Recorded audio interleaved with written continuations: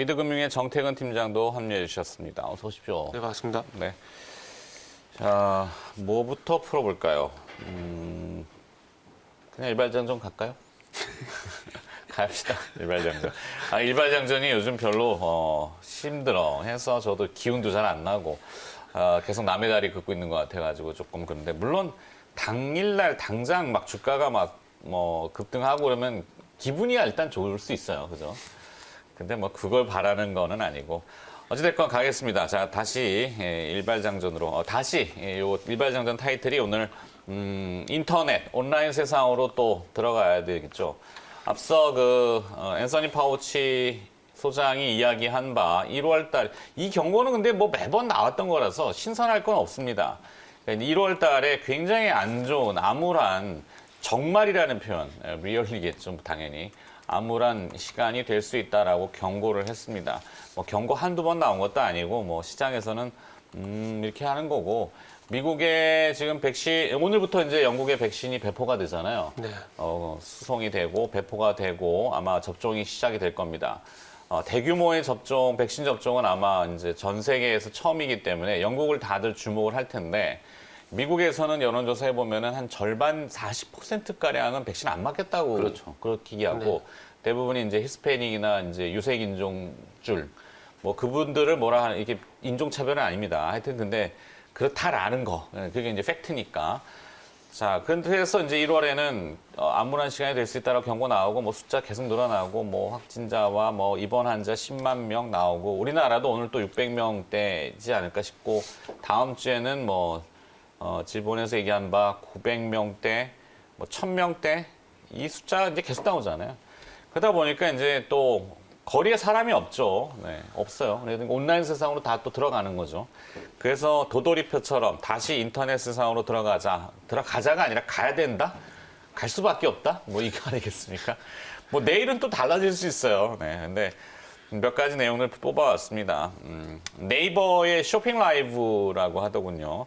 이 누적 시청자 수가 4,500만 뷰를 기록했고 한 40만 명이 지갑을 열었다 그래요. 이제 비대면 쇼핑이 또다시 각광을 받는 거. 다시 각광을 받는 게 아니라 계속 각광을 받았죠. 이제 계속 여기 있는 거죠, 사람들이. 또 카카오는 이제는 내수라는 꼬리표를 좀 떼고 해외로 조금 나아가려고 한다. 이 내용이 어제 기사로 또 나왔고. 카카오의 주력은 잘 아시겠지만 이제 카카오톡, 메신저하고 모빌리티, 뭐 페이, 카카오페이, 뱅크, 뭐 멜론 이런 건 대부분 국내 로컬 서비스잖아요.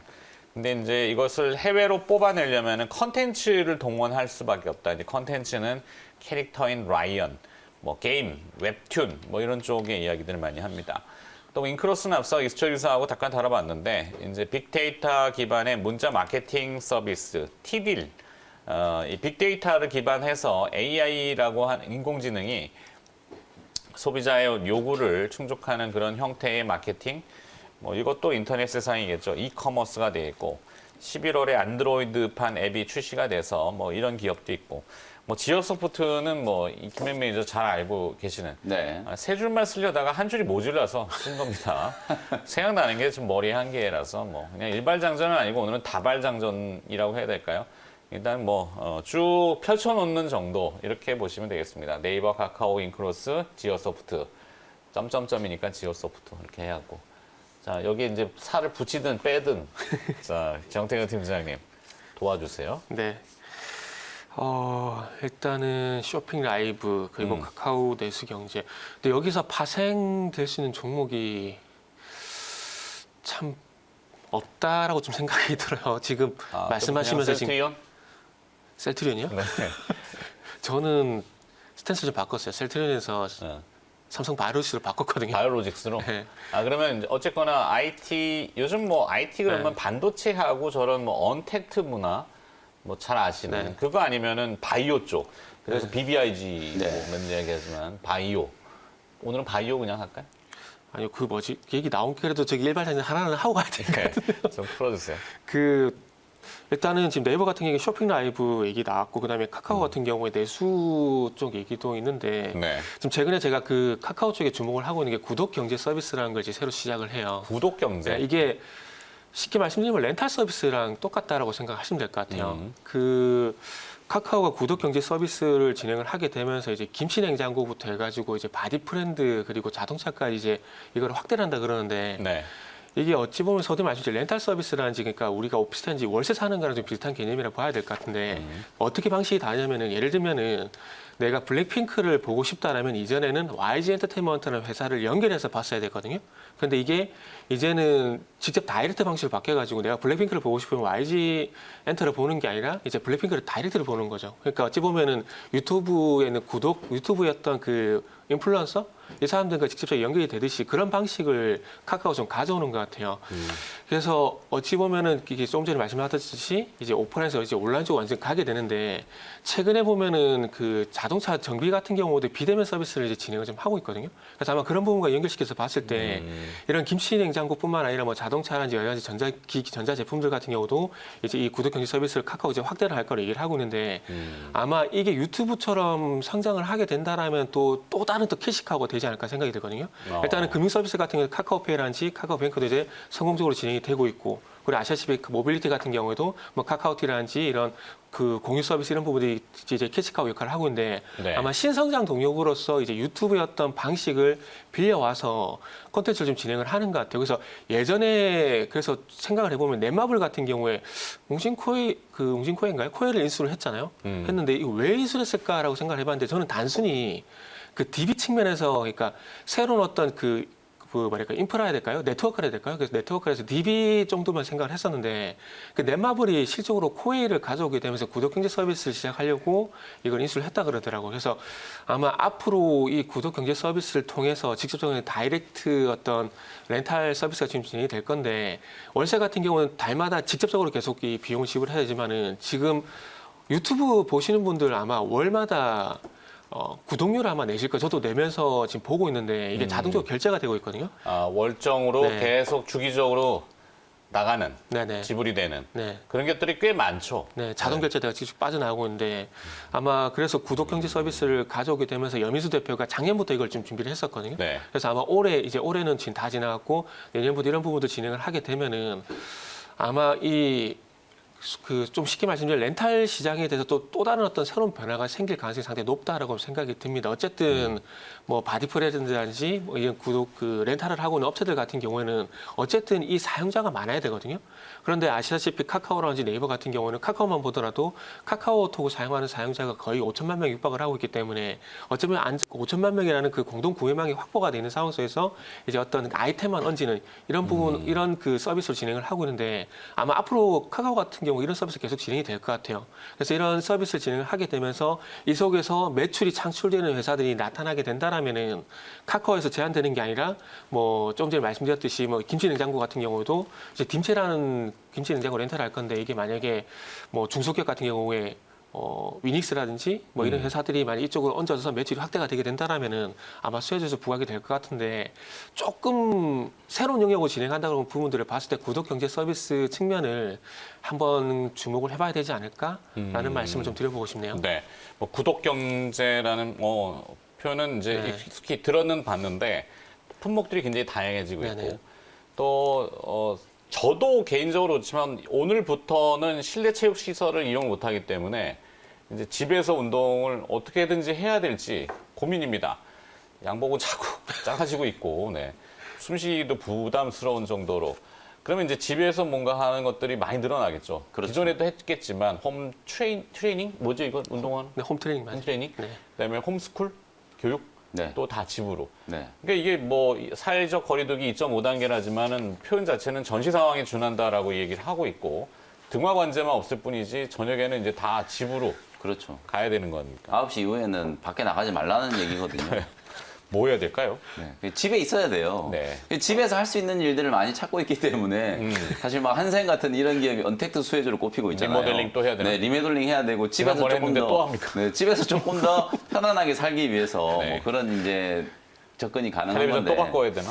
오늘 이제 제가 생각하는 부분 사실 이제 다시 인터넷 세상으로 어찌 보면 이제 온라인 안으로 우리가 이제 들어간다라고 했을 때 네. 떠오르는 기업들이 너무 많아요. 많죠. 저는 원래 사실 이제 뭐 말씀드리려고 했던 기업은 아닌데 이제 정태인 팀장님 설명하시는 걸 듣다 보니까 그냥 딱 한 기업이 생각났어요. 네. 구독 경제이기도 하면서 구독 경제. 집에서 또 많이 할 수 있는 거 게임 업종 중에 게임. NC소프트 무조건 추가해야 될 것 같거든요. 네, 또 그래서 집에서 게임. NC소프트가 어쨌든 지금 뭐 누가 먼저 100만 원 올라갈까 LG화학하고 삼성바이오로직스하고 NC소프트가 지금 셋이 경쟁하고 있는데 네. NC소프트를 딱 넣어야 되겠다라는 생각이 좀 들었거든요. 지금 지적해 주신 것처럼 결국은 이 온라인 시장이라는 게 결국은 이제 플랫폼 사업이거든요. 새로운 이제 플랫폼 많은 사람들이 조금 더 쉽게 접근을 하고 접근을 했다 그냥 떠나버리면 안 되거든요. 많이 좀 오랫동안 머물러 있게 해야 되기 때문에 일정의 이제 구독료를 내면서 계속해서 이제 그 서비스를 소구할 수 있게 만들어주는 그런 이제 것들을 기업들이 많이 연구하고 있기 때문에 어찌 보면 소비자들이 그런 기업들의 창의적인 아이디어에 좀 거칠게 표현한다면 희생양이 되고 있는 거거든요. 그래서 많은 아이템을 또 소모를 하고 어찌 보면 구독료와 비슷한 컨셉으로 이제 게임들을 이용하는 유저들을 생각해 봤을 때는 뭐 NC소프트를 반드시 좀 넣어야 되겠다는 생각이 좀 들어서 원래 생각했던 종목은 아니지만 좀 넣어보면 좋을 것 같고 네. 제가 이제 말씀드리려고 했던 기업은 너무 뻔한 기업이긴 한데요. 사실은 언택트와 관련된 이제 수혜주 하면은 떠오르는 게 결국은 이제 또 원격 진료 어제는 제가 뭐 원격 교육 온라인 교육과 관련된 종목을 소개해드렸었는데 원격 교육 관련된 기업 중에서 뭐 유비케어 같은 종목을 다시 한번 여러분들이 반추해 보시면 좋을 것 같고 또 하나는 이제 컨텐츠 결국에는 뭐 아까 구독경제 지금 계속 말씀드리고 있지만 컨텐츠를 이제 상당히 좀 많이 소모를 하게 되잖아요. 지금 집에서 정말 할 게 없어요. 뭐 운동하는 것도 하루 이틀이지. 네. 집에서 이제 홈 트레이닝 하다 보면은 정말 짜증 나거든요. 재미가 없어요. 이게 혼자 이제 고립된 공간에서 땀 냄새 나는 집에서 이제 운동을 하다 보면 참 답답하다는 생각이 많이 들거든요. 네. 답답하니까 이제 운동하다가 게임하고 게임하다 또 웹툰 보고 이제 이런 상황이 이제 되기 때문에 DNC 미디어 같은 종목. 생각만 해도 공포스러운. 네. 그래서 DNC 미디어 같은 그런 종목도 좀 첨가를 좀 해드리면 좋을 것 같다라는 네. 생각이 좀 듭니다. 낮에는 주식하고, 네. 네, 주식. 밤에는 또 해외 주식하고, 그러나? 그러면 증권사가 그래서 또 세인가요? 아, 참 세상이 어떻게 이렇게 됐는지, 저희도 뭐 가끔 실소를 뭐 금할 수 없을 만큼의 이제 표현력들을 쓰고 있는데, 이게 어떻게 하겠어요? 뭐 그렇게 되는데. 자, 언택트를 또 봐야 되는지 아니면은 그냥 뭐 사실 경제 지표의 일부지만 어제 우리나라 수출 회복세가 이제 좀 뚜렷해졌다. 그래서 뭐 WTO 10개국 중에 한 4위 했다. 뭐 이런 좋은 소식도 있긴 있습니다. 그럼 제조업체 중에서 반도체나 뭐 잘 되는 그런 시설 업종을 봐야 되는지 아니면 또 오늘은 이런 언택트를 봐야 되는지 저도 헛갈려가지고 그냥 언택트? 아니면은 바이오? 스푸트니크 V 이거 합시다. 예? 네, 스푸트니크 V 모르세요? 그게 그 뭐죠? 러시아의 백신이잖아요. 오늘 매일경제신문 저희 그 인터넷 버전에 찾아보시면 나옵니다. 세계 첫 코로나 백신 스푸트니크 V 1월에 국내 양산입니다. 그래서 바이오 쪽을 봐야 되는데 네. 언택트는 이제 지우고 바이오를 잠깐 시간이 되니까 좀 네. 다뤄본다면은 어떨까 싶어서. 바이오 쪽을 보게 되면은 뭐 이따 지난주도 한번 말씀드렸는데 것 같긴 말씀드렸는데 한데. 예. 이제는 그 우리가 백신 개발해가지고 화이자 쪽 보면 뭐 제일약품 같은 회사들 그리고 모더나 같은 경우 엔트텍 같은 회사들 뭐 우리바이오 이런 회사들 많이 부각이 됐었잖아요. 그러면 네. 이제 생산 쪽으로 넘어가게 되면은 생산하고 이제 유통하고 보관하고 이쪽을 볼 수밖에 없는데 그렇게 본다라면은 일단은 뭐 SK 바이오 사이언스 같은 경우 일단 상장이 안 됐고 그리고 지난주 한번 말씀드린 한국 초조원의 회사 그러니까 보관을 그 하는 콜드체인이라고 네, 하는. 콜드체인 관련주를 할 수 있는데 이 회사도 상장이 안 돼 있기 때문에 그래서 어찌 보면은 그래서 CMO를 볼 수밖에 없을 것 같아요. 이제 대량 생산 쪽으로 봐야 되는데 그래서 제가 아까 삼성 바이오로직스를 좀 말씀을 드렸는데 그래서 이제 네. 스푸트니크 V 백신의 국내 생산 이렇게 했는데 모 회사가 GL라파라고 합니다. 네. 그러니까 GL라파에 관련된 기업으로는 언급되는 것이 이제 SK케미칼 말씀하신 CMO 그리고 또 이연제약 거기에 이제 HLB 제약, 일신바이오 이렇게들 이야기는 하고 있는데 네. 직관성이 있는지는 저도 잘 판단 못 서겠어요.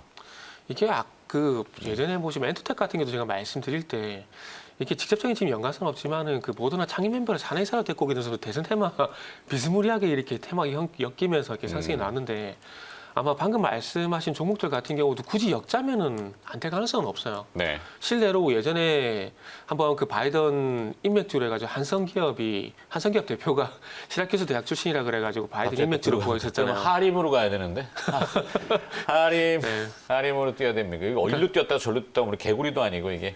그러니까 그런 식으로 좀 부각이 되다 보니까 이거는 만들기 나름인 것 같아요, 결국.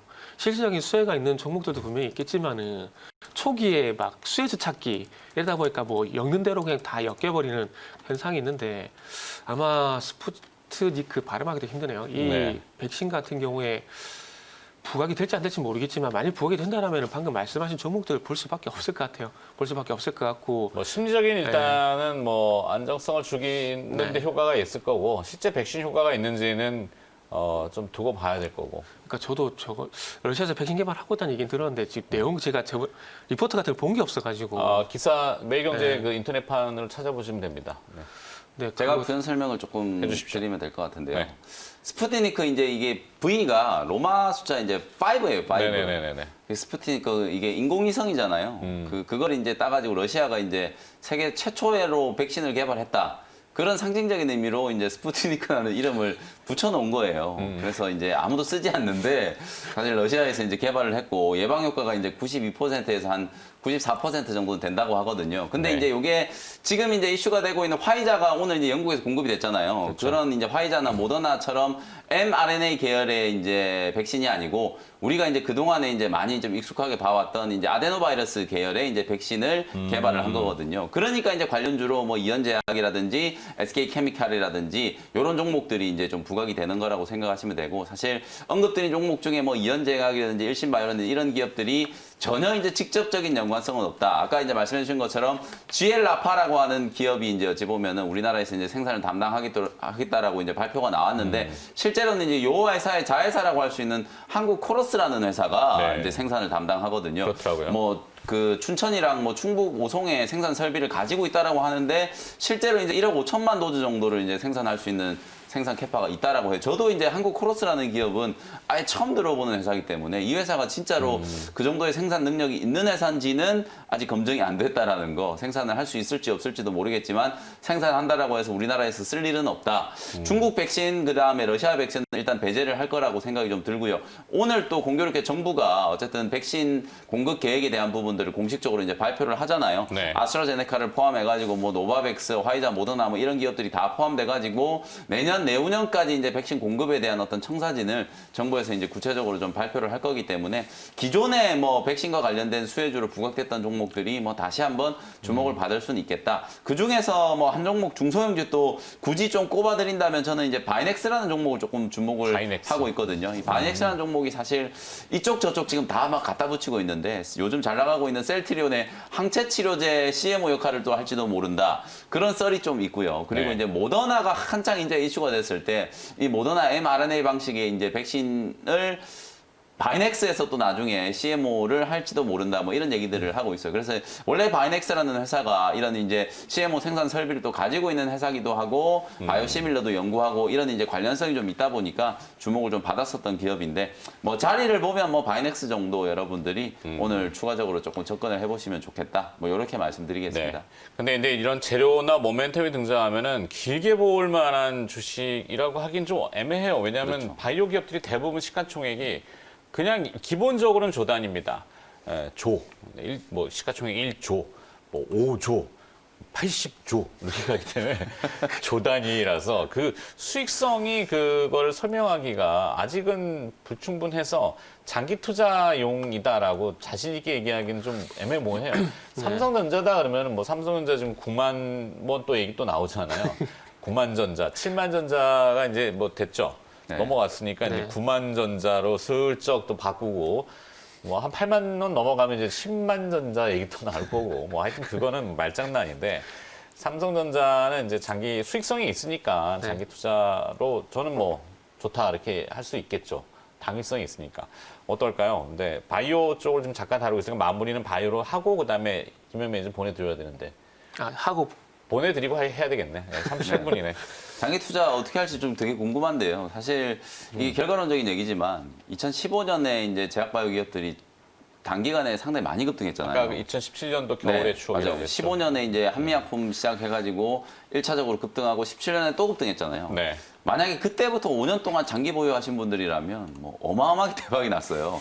그래서 이게 대박 아니면 어쨌든 쪽박이겠죠. 네, 어쨌든 이게 결과론적인 얘기인데 제약바이오 기업들이 앞으로도 우리가 주식 투자를 좀 계속 하려면은 어쩔 수 없이 또 제약바이오는 또 공략할 수밖에 없다. 그리고 이제 접근 방법 자체가 삼성바이오로직스의 지금 시가총액을 보시면은 이게 도저히 뭐 이론적으로는 설명이 안 되거든요. 아무리 삼성바이오로직스가 삼성 타이틀이 있다라고 해도 58조. 네, 지금 현재 시가총액은 거의 뭐 PER로는 아예 계산을 할 수가 없는 영역이에요. 뭐 그런 부분들이 분명히 좀 있는 게 또 제약바이오 업종의 특징이기 때문에 또 제약바이오 업종은 또 그들만의 리그 또 그 안에서 어떤 논리로 이제 또 주가가 좀 부각되는지 그런 것들을 우리가 좀 잘 포착해낼 필요가 좀 있다라는 거를 좀 첨언을 좀 해드리고 싶고 네.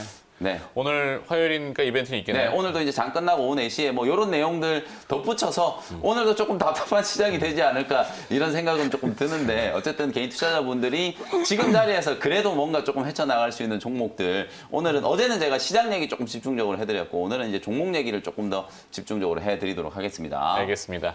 자, 오프닝 쪽 함께 해주신 분이고요. MBN골드의 김영민 매니저였습니다. 고맙습니다. 네, 감사합니다.